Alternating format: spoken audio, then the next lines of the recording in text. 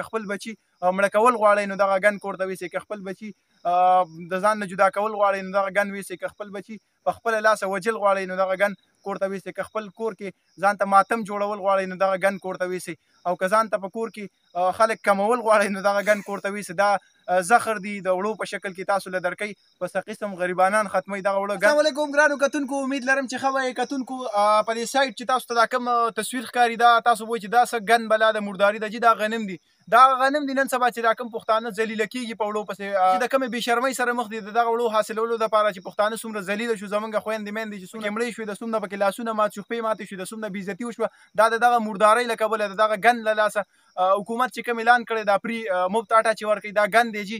دغه تاسو ته راغلی یم، دغه ویډیو به تاسو ته ښکاري هم د سایټ ته د ویډیو تاسو ته تصویران چې کوم ښکاري بلا میلیونو والا د دې ګندګۍ د ګرینډینګ نه انکار کړی دی.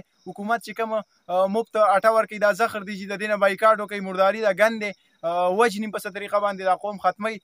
دا حکومت بالکل د عوامو خیرخوا نه دی، د عوامو دشمن حکومت دی.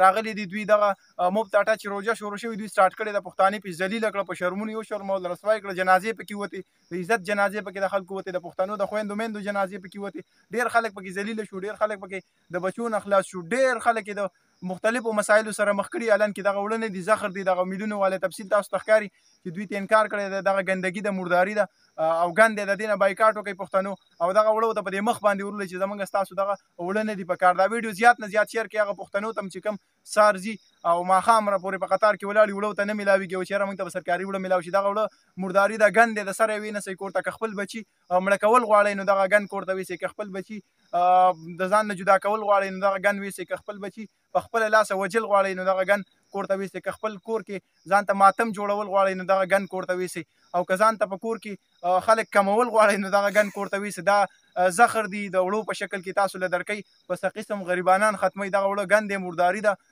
سوچه ګنده چې کوم غنم دي خراب شوي دي هغه یې وړه کړي دي او په تاسو باندې دغه کوي د خپل لوټ دپاره چې یاره ماله به وټ راکړي په را روان الیکشن کې. نو پښتنو بایکاټ وکړئ د دغه وړو نه. په چاپېرچل کې چې څومره غریبانان خلک دي د سوشل میډیا نه لرې دي هغوی ته هم دغه میسج ورسوئ چې یاره دا وړه نه دي، دا ګندګي ده په تاسو باندې، ګن خوري، نهاره تېره کوي، نهاره تېره کوي، خیر دی ساړه وخورئ، اوبو سره روژه ماته کوئ، خو دغه ګن ونه خورئ، ستاسو د صحت دپاره ډېره نقصاني ده. ویډیو زیات نه زیات شیر کړئ چې هغه ټولو پښتنو ته ورسي چې کوم په دغه ګن پسې سهار راځي او ماسخوتنه پورې ورته ولاړي. دا حکومت په عوامو پسې خندا کوي، عمر له پسې خندا کړې ده، ختموي په څه قسم باندې. خدای دې د دوی بچي تباه او برباد کړي، خدای دې د دوی نسلونه تباه او برباد کړي، پښتانې تباه او برباد کړه، پښتانې په شرمونو وشرمولو په ټوله دنیا کې. د دغه وړو نه بایکاټ وکړئ پښتنو. ویډیو زیات نه زیات شیر کړئ، مختصر د شارټ شان ویډیو ده. په دې شپه کې د دې ویډیو مقصد مې دا په پټي کې ولاړ یم چې یاره پښتنو ته میسج ور فارورډ کړو چې یاره دغه وړه ګن دی، مرداري ده.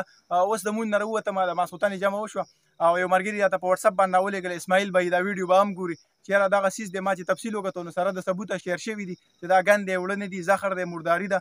ختمه یم پښتانو په څه چل باندې. د دې وړو نه بایکاټ وکړئ، ویډیو زیات نه زیات شیر کړئ چې دغه پښتنو ته هم پته ولګي چې کوم په دغه وړو پسې راوځي. ډېره مهرباني، شکریه، وسلام.